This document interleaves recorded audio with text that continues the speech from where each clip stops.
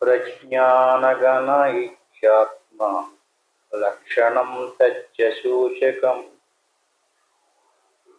అనుద్వుపాధికస్తైవ కథయంతి వినాశనం. ఇప్పుడు మన స్వరూపానికి ఒక ఉపాధి ఉంది. మన స్వరూపం వేరు, ఉపాధి వేరు. ఈ రెండింటి యొక్క లక్షణాలని చెప్తున్నారు ఈ శ్లోకంలోనే. లోపల ఉన్నటువంటి మన స్వస్వరూపమైనటువంటి ఆత్మ ఎలాంటిదో ప్రజ్ఞానగణ ఇచ్చాత్మ లక్షణం. ఆత్మ లక్షణం ఎలాంటిదంటే ప్రజ్ఞానగణ స్వరూపమైనటువంటి జ్ఞానము. ఇప్పుడు ఈ జ్ఞానం ఉపాధితో మిళితమైపోయింది, అప్పుడు దాన్ని అజ్ఞానం అంటారు. ఆ మిళితమైనటువంటి ఉపాధి సంబంధమైనటువంటి దానిని తొలగించి కేవలం ఆత్మజ్ఞానంలోకి వెళ్ళామనుకోండి, దాన్ని ప్రజ్ఞానగణం అంటారు. దాన్ని ప్రజ్ఞానమానందం బ్రహ్మ. ప్రజ్ఞాస్వరూపమే బ్రహ్మము. అటువంటి బ్రహ్మము యొక్క అంశము మన శరీరంలో ఉంది. పదే పదే చెప్పుకున్నాం. బ్రహ్మమునకు రెండు ఉపాధులు, ఒకటి మాయ, ఇంకొకటి అవిద్య. మాయ ఉపాధిగా ఉన్నటువంటి బ్రహ్మమునకు పరమాత్మ అని పేరు. అవిద్య ఉపాధిగా ఉన్నటువంటి బ్రహ్మమునకు ప్రత్యేగాత్మ అని పేరు. ఉపాధి రహితమైనటువంటి చైతన్యానికి బ్రహ్మం అని పేరు.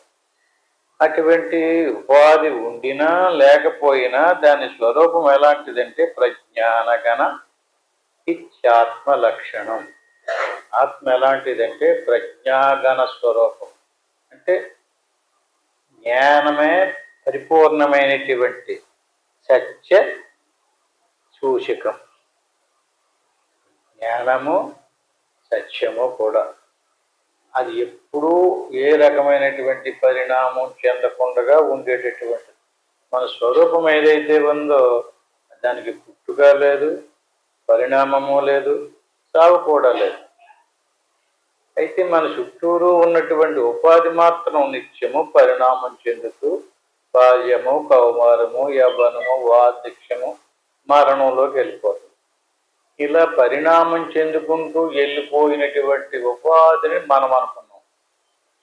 ఇక్కడ ఏం చెప్తుంది శాస్త్రం? ఉపాధి నీవు కాదు. ఉపాధి కంటే నువ్వు వేరేగా ఉన్నావు. అటువంటి నీ స్వరూపము సత్య జ్ఞానానంద ఘన స్వరూపము. అది సత్యము, అది జ్ఞానము, అది ఆనంద స్వరూపము. అనుద్వైపాధికస్థైవ కథయంతి వినాశనం. ఈ లక్షణాలు ఏదైతే ఉన్నాయో అది ఉపాధికి సంబంధించినటువంటి మాట కాదు. ఇది సత్య జ్ఞానానంద స్వరూపం అనేటువంటిది మనం తగిలించుకున్న ఉపాధి గురించి చెప్పింది కాదు. ఉపాధి రహితమైనటువంటి స్వరూపానికి సంబంధించినటువంటిది. ఉపాధి ఎలాంటిది? పుట్టి నిరంతరము పరిణామం చెంది నశించిపోయేది ఉపాధి. ఇది దేనితోటి తయారైంది? అజ్ఞానం వల్ల, అజ్ఞానంతో చేసినటువంటి కర్మల వల్ల, ఆ కర్మ ఫలాలు అనుభవించడానికి వచ్చినటువంటి ఈ రకంగా తయారైనటువంటి వస్తు సముదాయానికి ఉపాధి ప్రకృతి.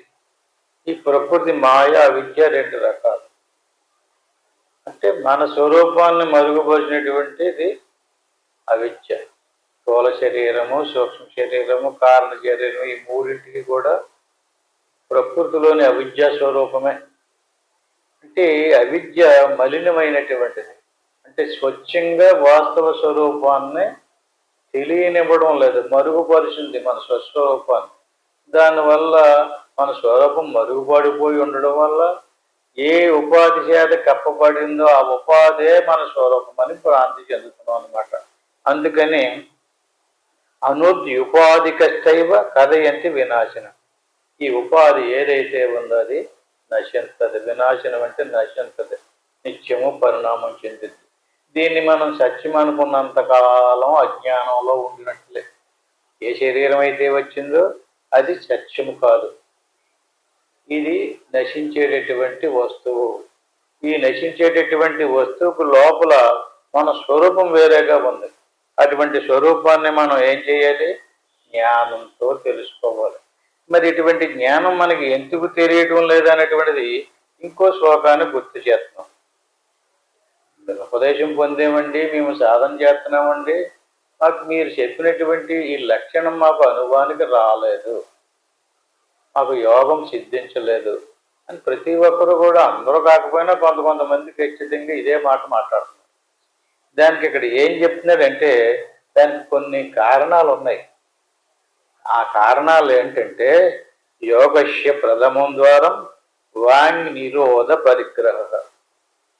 నీకు సాధన సిద్ధించకపోవడానికి కారణం నీ వాక్కు. నువ్వు వాక్కుని కంట్రోల్లో పెట్టుకోవటం లేదు. అది ఇక్కడ మొదట చెప్పేది. అంటే నీకు ఎలా తోస్తే ఎలాగా, నీ స్వభావానికి అనుగుణంగా, నీ సంస్కారానికి అనుగుణంగా నువ్వు మాట్లాడుతున్నావు. అంటే అప్పుడు ఏమవుతుంది? అక్కడ మాట్లాడితే మనకి కర్మకి కారణమైనటువంటి పరికరాలన్నండి శరీరము, వాక్కు, మనసు, వీటికి త్రికరణాలు అని పేరు.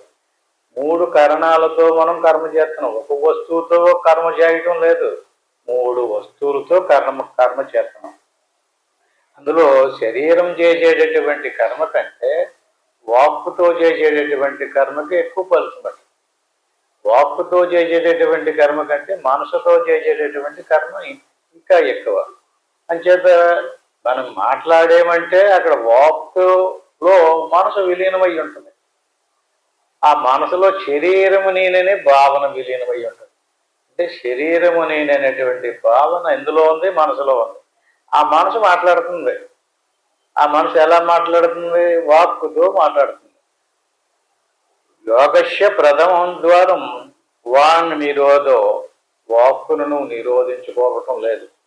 నీకు ఏదో కారణాంతరాల వల్ల వాక్కుని ఎక్కువ వచ్చినట్టుగా తెలిసేసిందనో తెలియలేదనో వేరే కారణాలతోటో నువ్వు చెప్తున్నావు. ఇక్కడ ఏం తెలియాలి? ప్రజ్ఞానగణ సత్య జ్ఞానానంద స్వరూపము నీ ఆత్మ. అది నీకు ప్రత్యక్షంగా అనుభవపూర్వకంగా తెలిసి రావాలి. తెలిసి రాకపోవడానికి కారణం నీ మనసులో ఆత్మస్వరూపము తాలూకు భావన లేదు, శరీరము తాలూకు భావనే స్థిరపడిపోయి ఉంది. ఆ శరీరమే నేనని ఆ శరీరంతో నువ్వు కర్మలు చేస్తూ, ఆ కర్మల్ని ఎలాంటి కర్మలు చేస్తే ఎంతమంది ఎవరిని పట్టుకుంటే మనకి బాగు చేస్తారో, ఎవరి ద్వారా మనకు లాభం కలుగుతుంది, ఇలా రకరకాల ఆలోచనలతోటి శరీరము నేను శరీరంతో ఉన్నటువంటి వాడిని దుర్బలుణ్ణి కనుక, బలహీనుణ్ణి కనుక, బలవంతుని పట్టుకుంటే నాకు బాగు చేస్తాడు, ఇలాంటి రకరకాల ఆలోచనలతో నువ్వు మాట్లాడుతున్నావు. నీ మాటే నిన్ను బంధించింది. నీ మాటే వాక్కే ప్రథమ విఘ్నం నీ సాధన సిద్ధించకపోవటానికి. రెండోది ఏంటంటే అపరిగ్రహ. ఇతరుల నుంచి ఏదో ఒకటి తీసుకోవడం.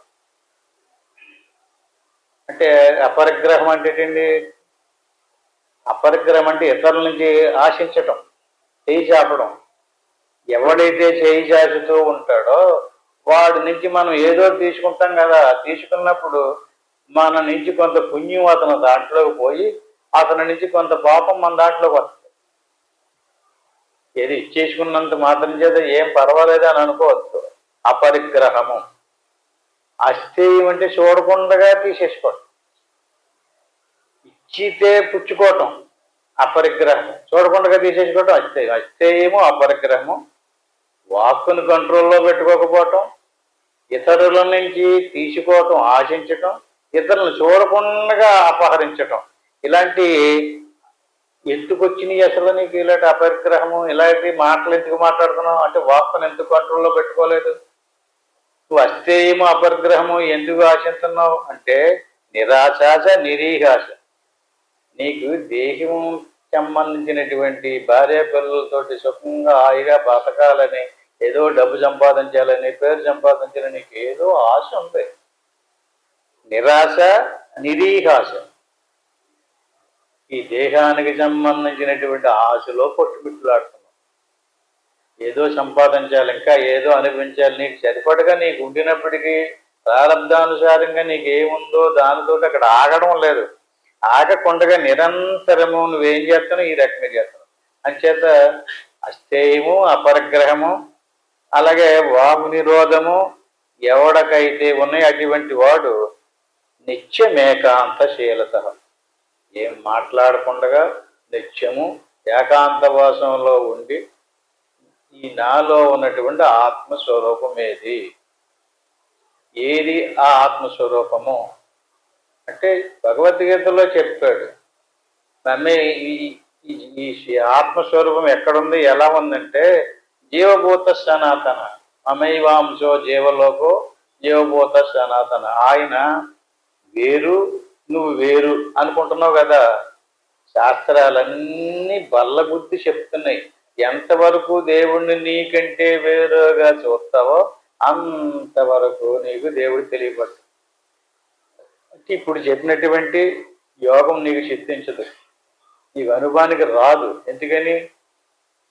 అమైవాంశో ఆయన చాలా స్పష్టంగా చెప్తున్నాడు. దేవుడు ఇందాక చెప్పుకున్న కదా, బ్రహ్మమునకు మాయ అవిద్యులు అనేటువంటి రెండు ఉపాధులు ఉన్నాయి. అంచేత మనలో ఉన్నటువంటి ఏ ఆత్మస్వరూపమైతే ఉందో అది సాక్షాత్తు దేవుని యొక్క అంశం. మమైవాంశో జీవలోకో జీవభూత సనాతన, సనాతనమైనటువంటి ఏ పరమాత్మ స్వరూపం అయితే ఉందో దాని యొక్క అంశం నీలో ఉంది. నీలో ఉన్నటువంటి అంశం ఆ పరమాత్మకి దీనికి భేదం లేదు, అది ఇది ఒకటే అనేటువంటి జ్ఞానం ఎవరికి రాలేదో అటువంటి వాడికి మోక్షము రాదు, యోగము సిద్ధించదు. యోగం సిద్ధింస్తేనే కానీ మోక్షం రాదు. యోగం సిద్ధింస్తేనే సత్య జ్ఞానానంద లక్షణాలు గోచరం అవుతాయి. అప్పుడు తెలుస్తుంది యోగం సిద్ధించినటువంటి వాడికి దేవుడికి నాకు భేదము లేదు, దేవుని యొక్క అంశమే నా స్వరూపము, నేను దేవుణ్ణే, అందుచేత సోహం అదే నేను, అహం బ్రహ్మస్మి, నేను బ్రహ్మమునే, నేను సాక్షాత్తు దేవుని యొక్క అంశమే అనేటువంటి భావన అతనికి దృఢంగా పడుతుంది. ఈ రకంగా ఏకాంత స్థితి ఇంద్రియోపరమణే హేతుర్దమచ్చేతస సంరోధే కరణం సమేన విలయం యాయా దహనం వాసన తేనానంద రసానుభూతి రసలా బ్రాహ్మీ సదా యోగిన తస్మాత్ చిత్త నిరోధయేవ సతతం కార్య ప్రయత్నాన్ మునే. ఈ రకంగా చిత్తాన్ని నిరోధించడం అంటే ఏంటండి? బహిర్ముఖంగా మన శరీరానికి సంబంధించినటువంటి ఆలోచన స్థానంలో, ఆత్మస్థానంలో, ఆత్మ ఆలోచనలోకి వెళ్ళిపోవాలి. ఇది నేను అన్న ఆలోచన పోయి అది నేను అనేటువంటి ఆలోచనలోకి వెళ్ళిపోవాలి. లేచిన దగ్గర నుంచి నిద్రపోయేదాకా ఇది నేనన్న ఆలోచన ఉన్నాం కదండి. ఈ రకంగా ఆలోచిస్తూ మనసు రకరకాల సంకల్ప కల్పాలు చేస్తుంది. అదే మనసులోకి ఏ ఆలోచన రావాలి? సోహం, ఇది నేను కాదు, ఆ పరమాత్మ యొక్క అంశం ఏదైతే ఉందో నాలో అదే నా స్వరూపము, ఈ ఉపాధి నేను కాదు. ఈ ఉపాధి అంతా కూడా వస్తూ పోతూ నాకు ఈ జ్ఞానం కలగలేనంత కాలం దేహ ప్రాణేంద్రియ మనో బుద్ధి ఆది రూపాదివి, దేహము ప్రాణము మనసు ఇదంతా కూడా ప్రకృతి సముదాయంతో తయారైనటువంటి ఉపాధి. అంచేత యైరే నృత్యే సమాయోగ సత్తద్భావోశ యోగిన. నువ్వు ఏకాంతంలోకి వెళ్ళి కంట్రోల్లో నిరంతరము అభ్యాసం సిద్ధించకపోయినా వదలకుండా ప్రయత్నం చేస్తూ ఉంటే అప్పుడు నీకు యోగం సిద్ధించదు. శ్వాస, మనసు, శరీరము మూడింటికంటే వేరుగా మన యొక్క స్వస్వరూపం తెలిసి వచ్చినటువంటి వాడికి ఓహో ఇది నేను, ఇదంతా నేను కాదన్నమాట. అంటే దీనికి దేవుడికి భేదము లేదన్నమాట. అంటే నేను అనగా దేవుడే నేను అనేటువంటి జ్ఞానోదయం అవుతుంది. ఎప్పుడైతే అటువంటి జ్ఞానోదయం అయిందో అతనికి సమస్త కర్మలో దగ్ధమైపోతాయి. ఇంకా అతని ఆలోచన అంతా ప్రజ్ఞానగణ ఇచ్చాత్మ లక్షణం సత్య జ్ఞాన సూచికం ఆ భావంలో ఉంటాడు. సత్యము, జ్ఞానము, అనంతము, ఆనందమైనటువంటి దైవ లక్షణాలన్నిటినీ గుర్తించి అదే నేను, ఈ ఉపాధి నేను కాదు, ఈ ప్రాణము నేను కాదు, ఇంద్రియాలు నేను కాదు, శరీరాన్ని నేను కాదు, ఇదంతా ప్రకృతి ఈ రకంగా ఉపాధిగా రావడానికి కారణం నేను చేసినటువంటి కర్మలే. ఆ కర్మఫలాలు అనుభవించడానికి ఇప్పుడు శరీరం వచ్చింది, ఆ కర్మఫలాలను అనుభవిస్తున్నాను. ఈ కర్మఫలాలకు సంబంధించినటువంటి సుఖ దుఃఖాలు అనుభవం అయిపోయిన తర్వాత ఈ శరీరం పోద్ది. అప్పుడు మళ్ళీ ఇంకో శరీరం అవుతుంది. ఎందుకంటే కర్మలు నశించలేదు కదా. జ్ఞానాగ్ని దగ్ధ కర్మణం భగవద్గీత స్పష్టంగా చెప్పాడు ఆయన. జ్ఞానంలోకి వెళితేనే నీకు కర్మ నశించదు. ఏ జ్ఞానం? శరీరము నేననేటువంటి జ్ఞానానికి అజ్ఞానము. ఎంతవరకు శరీరము నేను అనుకుంటావో అంతవరకు నీకంటే పరదేవత ఉంటుంది. నీకంటే ఆయన చాలా గొప్ప గొప్ప శక్తివంతుడు, చాలా బలవంతుడు, చాలా మహిమాన్వితమైనటువంటి వాడు. కానీ ఆయనకి ఉపాధి ఉందని చెప్తున్నాడు కదా. ఆయనకు ఉన్నటువంటి ఉపాధి మాయ, మనకున్నటువంటిది అవిద్య. మాయను ఉపాధిగా కలిగి అతను ఘనమైనటువంటి కార్యాలు చేస్తున్నాడు. మనం అవిద్యని ఉపాధిగా ధరించి ఏయో చిన్న చిన్న కార్యాలు చేస్తాం. అంచేత మాయా ఉపాధుల కంటే వేరుగా ఉన్నటువంటి చైతన్యాన్ని మనం గుర్తించాలి. అలా గుర్తించుకోకుండా శరీర భావంతో ఉన్నాడు అనుకోండి. ఈ శరీరాన్ని పరిశీలించండి. పాషాణ వృక్ష తృణ ధాన్య కబాంబరాజ్యో దగ్ధా భవంతి మృదేవ యదా తదైవ. పాషాణము అంటే మట్టి పిల్ల లేదా రాయ రప్ప, వృక్షము చెట్లు, తృణము అంటే గడ్డి పరకతోటి సహా చీమ దోమ లాంటి, ధాన్యము అంటే ఇత్తనాలు, కంబారాజ్య అంటే ఆ ధాన్యానికి ఉన్నటువంటి పొట్టు ఒక. పాషాణ వృక్ష తృణ ధాన్య కబ అంబరాజ్య. ఈ వస్తు సముదాయం దగ్ధా భవంతి మృదేవ యదా తదైవ. ఇవి ఏమవుతాయి అంటున్నాడు. ఏమవుతాయండి ఇవి? మట్టిలో కలిసిపోతాయి కదా. ఈ సృష్టిలో ఉన్నటువంటి ప్రతి వస్తువు కూడా మట్టిలో కలిసిపోతుంది. మట్టిలో నుంచే తయారైనవి చివర్లో మళ్ళీ మట్టిలోనే కలిసిపోతాయి. అదే మాదిరిగా దేహేంద్రియాసు మన ఆది సమస్త దృశ్యం జ్ఞానాగ్ని దగ్ధ ఉపయాది పరాత్మ భావం. విచిత్రం ఏంటంటే ఈ వస్తు సముదాయం అంతా చచ్చిపోయామనుకోండి, మన శరీరం కాలు చేయటమో పూడి చేయటమో ఏదో చేస్తారు, అది మట్టిలో కలిసిపోతుంది కదా. ఏది మట్టిలో కలదో? ప్రాణం కలదు, మనసు కలుపులేదు. మనసు ఉండిపోతుంది. ఆ మనసు నువ్వే తయారు చేసావు. చిన్నప్పుడుగా నుంచి ఇలాగాది ఇలాగా అది రైట్ కాదు ఇది రైట్ కాదు అని చెప్పేసి నీవు రకరకాల ధర్మశాస్త్రాలన్నీ బోధించేదానికి శాస్త్రజ్ఞానం అంతా ఎక్కించి నీ తోచిన స్వభావం, నీకు తోచినటువంటి సిద్ధాంతం మనసులో ప్రవేశపెట్టినటువంటి మనసు ఉండిపోతుంది. శరీరం మట్టిలో కలిసిపోతుంది. శరీరం మట్టిలో కలిసిపోయింది కానీ మనసు కలలేదు. దీన్ని భగవద్గీతలో 15 అధ్యాయులు చెప్పాడండి. ఎలాగా? ఈ ఈశ్వరుడు ఏం చేస్తాడంటే పువ్వులో ఉన్నటువంటి వాసన గంధం అంటారు. పువ్వుని వదిలేసి గంధాన్ని తీసుకుపోయి అంటే వాసన తీసుకెళ్తే సువాసన ఎక్కడి నుంచి వస్తుంది అంటే అక్కడ ఏదో మంచి వృక్షం ఉంది, దాని పువ్వుల నుంచి వాసన వస్తుంది ఇక్కడికి. అంటే పువ్వును వదిలేశాడు, పువ్వులు ఉన్నటువంటి గంధాన్ని తీసుకున్నాడు. అట్టి మాదిరిగా ఈ సమిష్టి ఈశ్వరుడు ఉన్నాడు కదండి. వ్యష్టి జీవుడు కర్మ చేశాడు కానీ జ్ఞానం సంపాదించుకోలేదు. మనసులో రకరకాల సంస్కారాది వాసనలు తయారు చేసి పెట్టుకున్నాడు.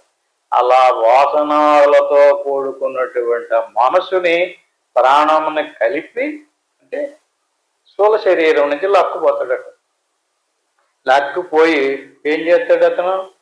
ఆ చేసినటువంటి కర్మఫలాన్ని, వాడి సంస్కారాన్ని, వాడి స్వభావాన్ని, వాడు చేసినటువంటి పాపపుణ్యఫలాలను అనుసరించి స్వర్గమో నరకమో, ఇక పాటలు పాడాడో, తీర్థయాత్రలు చేశాడో, దానాలు చేశాడో, ధర్మాలు చేశాడో, కర్మోపాసనలు ఎలా చేశాడు, ఏ నిష్పత్తిలో చేశాడు, మరి అదంతా దానికి సంబంధించినంత రికార్డు చేసుకుని ఆ కర్మఫలాలంతటినీ కూడా అనుభవింప చేయటం కోసం స్వర్గమో నరకమో అక్కడి నుంచి మళ్ళీ మనిషిగానో పశువుగానో ఏదో ఒక శరీరంగానో మళ్ళీ ధరింపజేయాలి.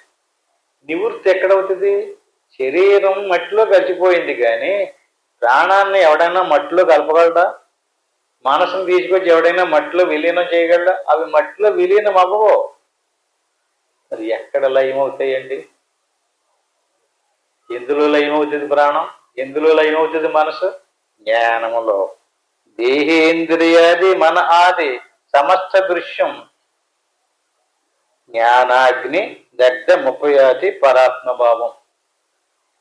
పరాత్మభావం ఏ జ్ఞానం? మనకు లోపల ఉన్నటువంటి ఏ ఆత్మస్వరూపమైతే ఉందో ఆత్మస్వరూపానికి సంబంధించినటువంటి జ్ఞానం ఈ ఆత్మకే పరమాత్మకే భేదం లేదు, రెండు ఒకటే. మమైవాంశో జీవలోకో. బాబు, నీలో ఉన్నటువంటి ఆత్మ, నీలో ఉన్నటువంటి జీవుడు నా అంశము.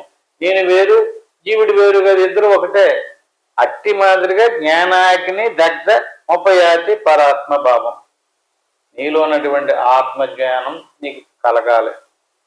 ఈ శరీర ప్రాణమానసాదుల కంటే వేరుగా ఉన్నటువంటి ఆత్మ చైతన్యమే నేను అనేటువంటి నీకు జ్ఞానం కలిగింది. ఈ ఆత్మకే పరమాత్మకి భేదం లేదు, అది ఇది ఒకటే అనేటువంటి భావన ఎవరికైతే వచ్చిందో ఆ భావన కలిగినటువంటి, ఆ భావనకు సంబంధించినటువంటి జ్ఞానాగ్నిలో ప్రాణము మనసు దగ్ధమవుతాయట. మీరు తల్లకిందలుగా తపస్సులు చేయండి, అనంత కోటి కర్మలు చేయండి. ఎన్ని కర్మలు చేసినా దానివల్ల పుణ్యవతి తప్ప అనంత కోటి పూజలు, అనంత కోటి జపాలు, జపయజ్ఞ తదేవశ తీర్థయాత్ర అనుగమనం యావత్తత్వం నవిందితే. నువ్వు ఎన్ని చెయ్యి, అనంత కోటి. ఏదో 100 నేను 100 పాదయాత్రలు చేశానండి, 1,00,000 చేశానండి, కోటి చేశానండి, ఈయన అనంతం చెప్తున్నాడు. అనంత కోటి జపయజ్ఞ తీర్థయాత్ర అనుగమనం యావత్తత్వం నవిందితే.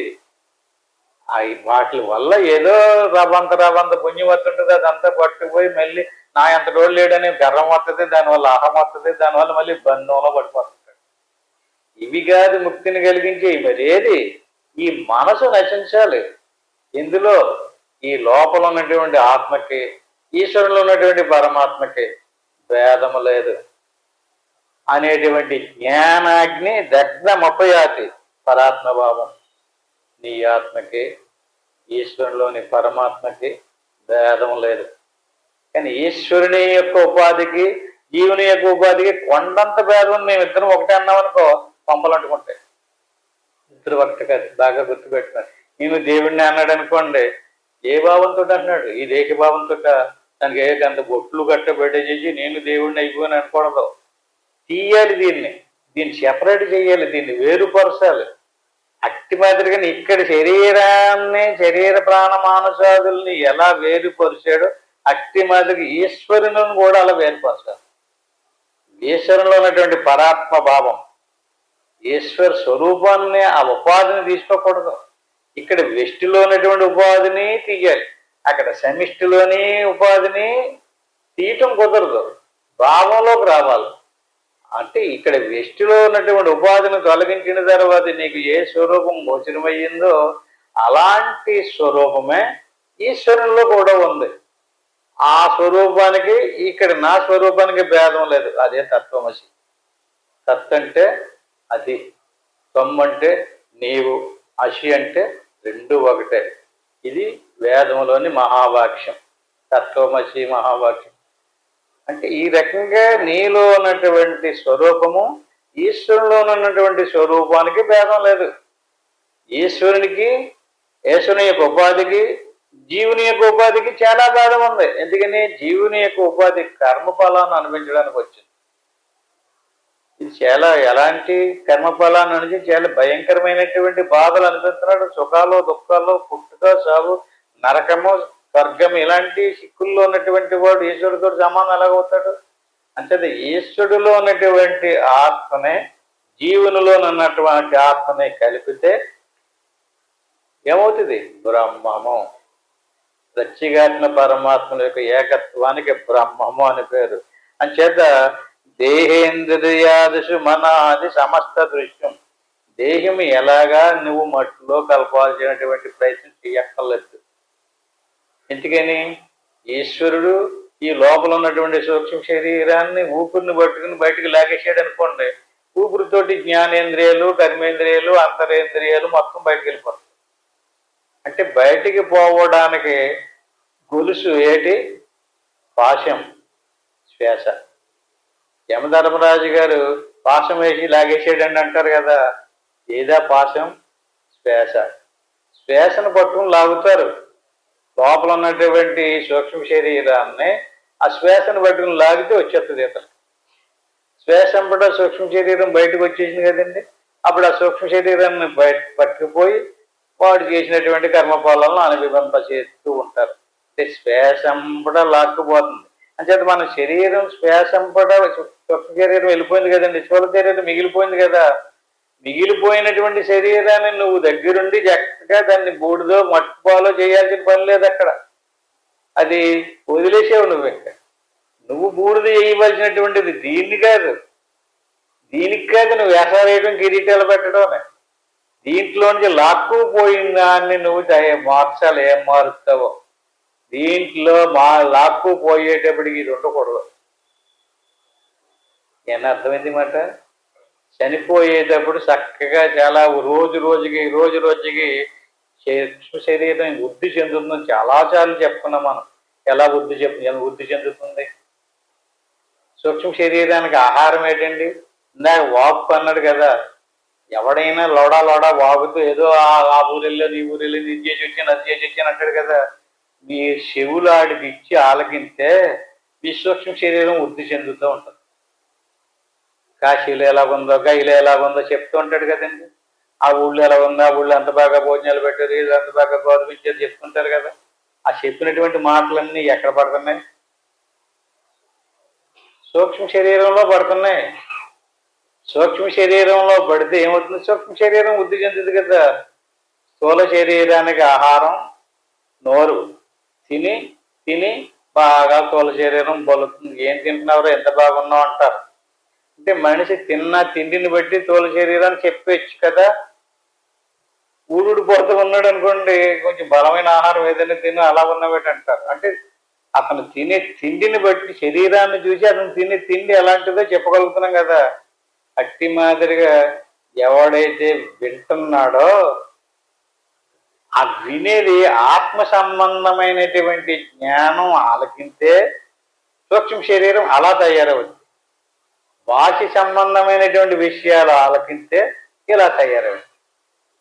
ఇప్పుడు బాహ్య సంబంధమైనటువంటి ఆ విషయాదుల్ని పదే వింటున్నాం అనుకోండి, కళలో అయ్యే వస్తాయి. అయ్యే స్మృతిలోకి వస్తుంటే, సాధనలో కూర్చున్నప్పుడు అయ్యే జ్ఞాపకానికి వస్తుంటే, ఎందుకంటే అదంతా రికార్డ్ అయి కూర్చుంది సూక్ష్మ శరీరంలో. అంచేత సూక్ష్మ శరీరాన్ని బలహీనపరచాలి. రేపు పొద్దున్న లాక్కుపోతున్నాడు అనుకోండి, లాక్కుపోయేటప్పుడు ఆత్మ సంబంధమైనటువంటి జ్ఞానం పదే విన్నామనుకోండి, సూక్ష్మ శరీరం ఆత్మజ్ఞానానికి సంబంధించినటువంటి ఆలోచనలోకి వెళ్తుంది. అందుకనే భగవద్గీత 8వ అధ్యాయంలో చనిపోయేటప్పుడు ఎలాంటి భావంతో శరీరం పోవాలన్నాడు? ఆత్మభావంతో పొమ్మన్నాడు. ఆత్మ నిరంతరం ఏ టైంలో లాక్కుపోతాడు ఎవరికి తెలుసండి? అద్దెబ్బి ఇంకా టైం చాలా ఉంది, నాకు ఇప్పుడప్పుడు ఏం పర్వాలేదు అనుకుంటాడు కదండి. అనుకుని నా భార్య, నా పిల్లలు, నా సంసారం, నా డబ్బు అనే ఆలోచనతో ఉంటాడండి. ఈలోగా వచ్చి లాక్కుపోతాడు. ఏ ఆలోచనతో వెళ్ళింది మనసు? అంచేది నిరంతరం ఆత్మాన్వేషణ, ఆత్మ పరమాత్మల ఏకత్వ భావంలో మనసును మార్చేమనుకోండి, అలాంటి మనసు శుద్ధమయ్యి ఉంటుంది, ఆత్మభావంలో ఉంటుంది. ఆత్మభావంలో ఉండడం వల్ల అతను లాగేటప్పటికి ఆత్మ ఎలాంటి భావంలో ఉంది? ఆత్మజ్ఞానంలో ఉంది. ఆ ఆత్మజ్ఞానానికే జ్ఞానాగ్ని దగ్ధముపయాతి. ఆత్మజ్ఞానంలో ఉన్నటువంటి వాడి కర్మలు నశిస్తాయి. బాహ్య సంబంధమైనటువంటి జ్ఞానంలో ఉన్నటువంటి వాడి కర్మలు పేరుకుంటాయి. ఆ కర్మలే బంధిస్తాయి. అంటే ఈశ్వరుడు ఎప్పుడు లాక్కుపోతాడో తెలియదు. ఈశ్వరుడికి పశుపతి అని పేరండి. విన్నారా మీరు ఎప్పుడన్నానే? అంటే పశుపతి అంటే పశువు అంటే నంది. ఆ నందిని మీద కూర్చుని వెళ్తూ వస్తూ ఉంటాడు కనుక ఆయన పశుపతి అని పేరు. ఆ పశువుకి తాడు ఏది? శ్వాస. ముఖత్రాడు అంటారు దాన్ని. ముక్కు తాడేస్తారు కదా ఎద్దులకి. అట్టి మాదిరిగా ఈ పశువుకి అజ్ఞానానికి సంబంధించినటువంటి జీవుడికి పశువు అని పేరు. ఇతన్ని పశువుకి ముక్కు తాడేసి నడుపుతున్నాడు అతను. అంచేత మనం జ్ఞానాగ్నిలో శ్వాసంబడ మనసును పెట్టుకుని నిరంతరము సూక్ష్మ శరీరాన్ని శుద్ధం చేసినట్టయితే ఈ రకంగా ఆత్మకి పరమాత్మకి భేదం లేదనేటువంటి స్థితి నీకు తెలిసొస్తే అప్పుడు నువ్వు ఇంకా స్థూల శరీరం ఎలా మట్టిలో కలుపుతుందో అట్టి మాదిరిగా సూక్ష్మ శరీరం జ్ఞానంలో కలుపుతుంది. ఇంక నీకు సూక్ష్మ శరీరం ఎందులోనే కలదు. ఎలాగా? విలక్షణం యథాద్వాంతం లీయతే భాను తేజసి తదైవ సకలం దృశ్యం బ్రహ్మని ప్రబలీయతే. ఏదైనా సరే ఒక వస్తువు ఎందులో కలుగుతుందండి? సూర్యుడు ప్రకాశింపగా అతని ప్రకాశమందు తన భిన్నము గల అంధకారం ఎలా లీనమైపోతుంది? అప్పుడు దాకా చీకటి కన్ను పొడుచుకుని ఏది కనిపించడం లేదు. సూర్యుడు రాగానే జ్ఞానోదయం అయ్యింది. అట్టి మాదిరిగానే నీ మనసులోకి ఆత్మస్వరూపం యొక్క ఆలోచన భావన వచ్చినట్టునే అజ్ఞానం పటాపంచలైపోతాయి. అప్పుడు ఆత్మ ఇది నేను, ఇదంతా అనాత్మ, ఇదంతా దృశ్యము, ఇదంతా జడము, ఇది ప్రకృతి సముదాయము, ఇది నేను కాదనేటువంటి దృశ్యం అంతా తొలగిపోయి జ్ఞానం కలుగుతుంది. జ్ఞానం కలిగిన వెంటనే సూర్యుడు ఉదయించినట్లుట. సూర్యుడు ఉదయించినప్పుడు చీకటి పోయినట్లుగా జ్ఞానం కలిగిన వెంటనే అనాత్మ జ్ఞానం అంతా రద్దయిపోతుంది. అనాత్మ జ్ఞానం చీకటి. అనాత్మ జ్ఞానం అంటే ఏంటండి? ఆత్మ కాదు, శరీర భావనకే అనాత్మ జ్ఞానం అని పేరు. భావన ఎంతకే, భావనకి జ్ఞానం అని పేరు. ఆ భావన శరీర భావన, ఆత్మ భావన? శరీర భావన. ఈ శరీర భావనతో మరి ఇంకొక పెద్ద శరీరాన్ని ఉపాసన చేస్తుంటాడు, దానివల్ల పుణ్యం కాదు. శరీర భావన కాదు, ఇక్కడ ఆత్మ భావన రావాలి. ఆత్మ భావన ఎవడైతే తదైవోపాధి విలయే బ్రహ్మ ఇవ బ్రహ్మ విచ్చయం. ఇప్పుడు గట్టే నట్టే యథా వ్యోమ. ఇప్పుడు కొండ ఉందండి, కొండలో ఉన్నటువంటి ఖాళీని ఘటాకాశం అంటారు.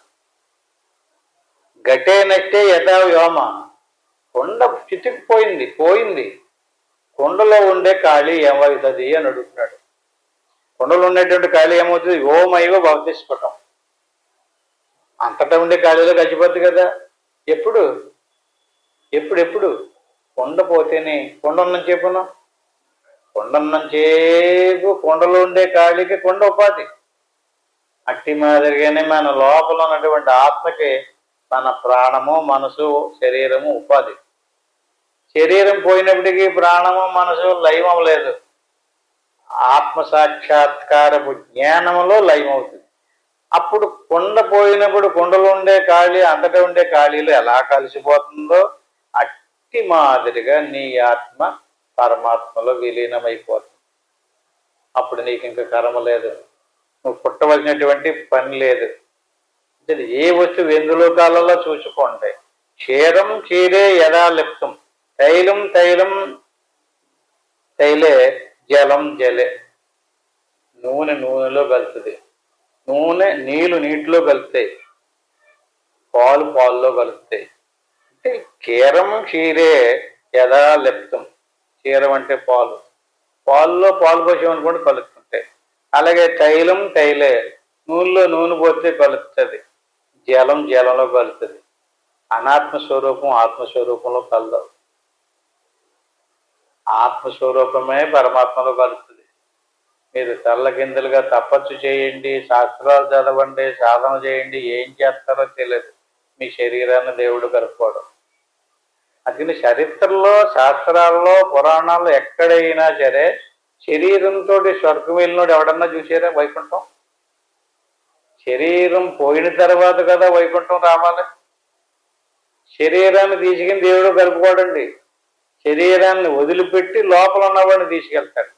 లోపల ఉన్నవాడిని ఎవరిని తీసుకెళ్తాడు? ఆత్మను కలుపుకుంటాడు. అతను ఆత్మకే పరమాత్మకే అంశ భేదం ఉంది. అంశము ఆయన అంశ, ఈయనలో ఉన్నటువంటి వాడు ఆయన అంశ. అది కలుపుతుంది. ఆత్మ కలుపుతుంది, కానీ శరీరం కలదు. శరీరం మట్టిలో కలుపుతుంది. ప్రాణము మనసు కలదు. ప్రాణము మనసు జ్ఞానంలో కలుపుతుంది. చూడండి, ప్రాణమానసాదులనేమో జ్ఞానంలో విలీనం చెయ్యాలి, శరీరాన్నేమో మట్టిలో విలీనం చేయాలి, ఆత్మనేమో పరమాత్మలో విలీనం చేయాలి. తదైవోపాధి విలయే బ్రహ్మ ఇవ బ్రహ్మ విస్వయం. నేను ఏదో పెద్ద తెలివైనండి, నేను యజ్ఞాలు చేశానండి, యాగాలు చేశానండి, పూజలు చేశానండి, దానాలు చేశానండి. చెయ్యండి, మంచి పనులు కదా అయ్యి. దానివల్ల మీకు బోల్డంత పుణ్యం వస్తుంది. ఆ ఆ పుణ్యఫలాన్ని అనిపించడానికి బోల్డన్ని జన్మలు వస్తాయి. మోక్షం మాత్రం రాదు. మోక్షం రావాలంటేనా ఖాళీలో కలిసినట్టు, పాలు పాలులో కలిసినట్టు, నీళ్ళలో కలిసినట్టు, ఆత్మ పరమాత్మలో కలిపితేనే మోక్షం వస్తుంది. అంచేదే మరి మనసు కలదు. దేవుళ్ళు మనసు కలదండి, ప్రాణం కూడా కలదు, శరీరం కూడా కలదు. ఎందుకని ఇది ప్రకృతి, జడం. ఎప్పుడైనా సరే జడం చైతన్యంలో కలుపుతుందండి. చైతన్య స్వరూపుడమైనటువంటి నువ్వు భ్రాంతి చెంది జడని పట్టుకొని జడభావంలోకి వచ్చేసావు. నీ భావనే మారాలి. ఏదో రకంగా నిరంతరము ఆత్మజ్ఞానం సంపాదించుకుంటే ఆత్మజ్ఞానంలో మనసు లీనమవుతుంది, ఆత్మభావంలో ప్రాణము లీనమవుతుంది. అప్పుడు మనసు ప్రాణము లీనమైందనుకోండి, జ్ఞానంలో ఏది మిగిలింది? ఆత్మ మిగిలింది. ఆత్మ ఎందులో కలుతుంది? పరమాత్మలో కలుతుంది. ఈ రకంగా ఏవం విదేహ కైవల్యం సన్మాత్రత్వం అఖండితం. ఓ సాధకోత్తముడా, చెప్పిన మాటని బాగా గురిలో పెట్టుకుని నిరంతరము ఏవం విదేహ కైవల్యం, ఈ భావంలో నిరంతరము సాధన చేసుకుంటూ ఆత్మకి పరమాత్మకి భేదము లేదు, అది ఇది ఒకటే, సోహం, అదే నేను, అదే నేను, ఇది నేను కాదు, అదే నేను, ఇదే నేను కాదు అని నిరంతరము అభ్యాసం చేస్తూ సన్మాత్రం అఖండితం. ఈ రకంగా ఖండం అంటే శరీర ప్రాణ మానసాదులతో కూడుకున్నటువంటి వస్తువు. ఖండం అంటే కొలతతో కూడుకుని ఉంది.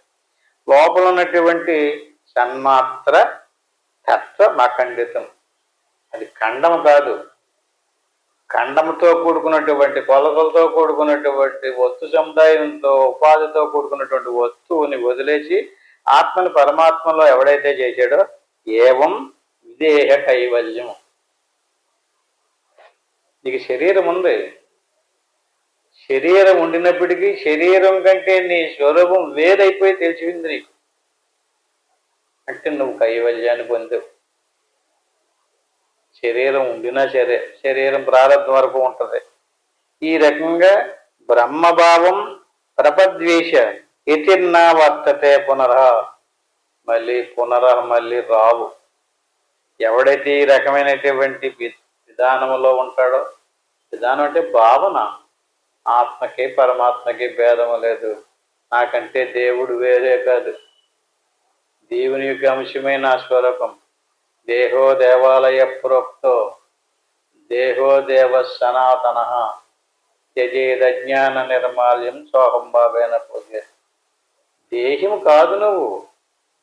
ఈ దేహం అనేటువంటిది ఒక ఉపాధి. దీనికి దేవాలయం అన్నారు, దీన్ని గృహం అన్నారు, దీన్ని కుటీరం అన్నారు, దీన్ని ఉపాధి అన్నారు, దీన్ని ప్రకృతి అన్నారు, దీన్ని మాయ అన్నారు, దీన్ని అవిద్య అన్నారు, అనేక పేర్లు పెట్టారు. ఈయనకి లోపల ఉన్నాడు ఆయన. ఈ లోపల ఉన్నటువంటి వాడికి రెండు ఉపాధులు, వ్యష్టి సమిష్టి, ఈశ్వరుడు జీవుడు అంటారు. అంచేది ఈశ్వరుడిలో ఉన్నటువంటి చైతన్యాన్ని, జీవులో ఉన్నటువంటి చైతన్యాన్ని ఎవడైతే గుర్తించాడో బ్రహ్మభావం. ఇప్పుడు నీ శరీరంలో ఉన్నటువంటి చైతన్యం ఆత్మ, ఈశ్వరుడిలో ఉన్నటువంటి చైతన్యం పరమాత్మ. రెండింటికి భేదం లేదని తెలిసిందనుకోండి, బ్రహ్మభావం. అప్పుడు అహం బ్రహ్మస్మి, నేను బ్రహ్మమునే. ఆడికి జన్మ ఏంటండి, ఆడికి కర్మ ఏంటండి? ఏ భావంతో చేస్తే ఆ భావానికి సంబంధించిన కర్మఫలం ఏర్పడుతుంది. ఇతనికి ఆ భావం కర్మఫలానికి సంబంధించినటువంటి భావంలో లేడు, బ్రహ్మభావాలు ఉన్నాడు. జ్ఞానభావం ప్రబద్వేష యతిన్న నివర్తితే పునః, మళ్ళీ ఆడికి జన్మతరాడు. ఏవం విదేహ కైవల్యం మోక్షం పొందుతాడు. సదాత్మకైకత్వ విజ్ఞాన దగ్ధ విద్యాదివర్మణ అముష్య బ్రహ్మబోధతత్వ బ్రాహ్మణ కుతోద్భవ. ఈ రకమైనటువంటి ఆత్మభావంలో, పరమాత్మ భావంలో, బ్రహ్మభావంలో నిరంతరము అభ్యాసం చేస్తూ, అతనికి అవకాశం కుదిరినప్పుడల్లా సాధన చేసుకుంటూ, శ్రవణ మనన నిధిధ్యాసనాలను అనుష్ఠానం చేస్తూ మనసు ఆటోమేటిక్గా పూర్వజన్మ సంస్కారాన్ని బట్టో వాసనలను అనుసరించో జారిపోతూ ఉంటుంది. తీసుకెళ్ళిపోయి 10 మంది ఎక్కడో దుక్కుని ఏదన్నా గుంపు ఏదన్నా హడావిడి చేస్తున్నారంటే అందులోకి వెళ్ళిపోతుంది, మళ్ళీ అందులో కలిసిపోతుంది. అలాగే వెళ్ళనివ్వకుండా నీ అంతటి నీవే బాగా శ్రవణం చెయ్యాలి. గట్టిగా పట్టు పట్టాలంటే గట్టిగా నీ మనసులో దృఢంగా నాటుకోకపోతే నువ్వు అలా లీక్ అయిపోతావు, మళ్ళీ అందులోకి వెళ్ళిపోతావు, మళ్ళీ జన్మ రావడం ఖాయం. అందులో ఇంకెవ్వడో అనుమానం లేదు.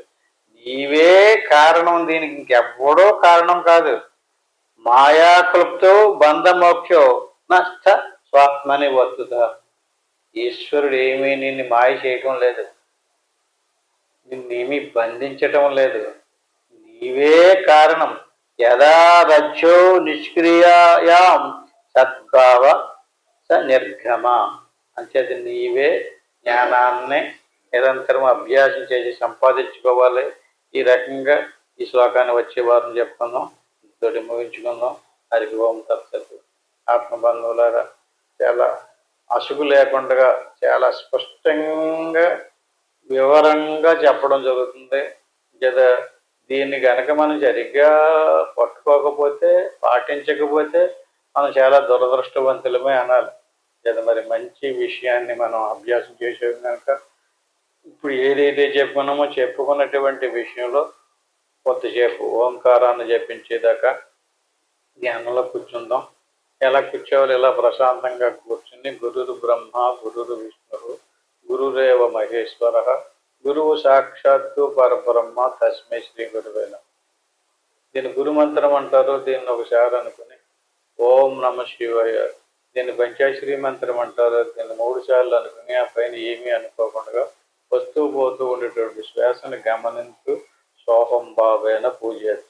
అదే నేను అనేటువంటి భావంలో ఆత్మకి పరమాత్మకి భేదం లేదు, అది ఇది ఒకటే అనేటువంటి భావంలో ఉండడమే ధ్యానం. ధ్యానం నిర్విషయం మనః. ఏ ఆలోచన లేకుండా అదే భావంలో ఉండడమే ధ్యానం అంటే.